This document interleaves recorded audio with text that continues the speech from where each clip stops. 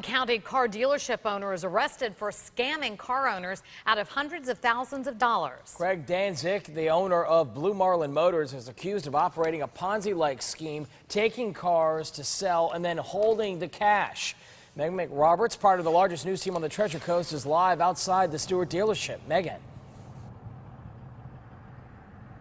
Well, investigators have identified 10 victims, and the sheriff is expecting more potential victims to come forward, claiming that they brought their high-end classic cars here to Marlin Motors in Stewart to sell on consignment.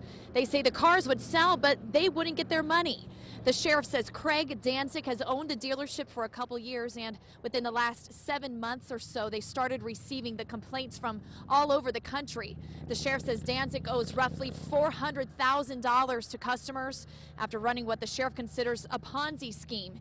He says these people would get their money and that Danzig would write partial checks to the owners to keep them happy, but never the full amount. Investigators also say some checks wouldn't even go through. It was a good business model, and if he would have just sold the cars as he promised, taken the money and given them to the customer, we wouldn't be here today.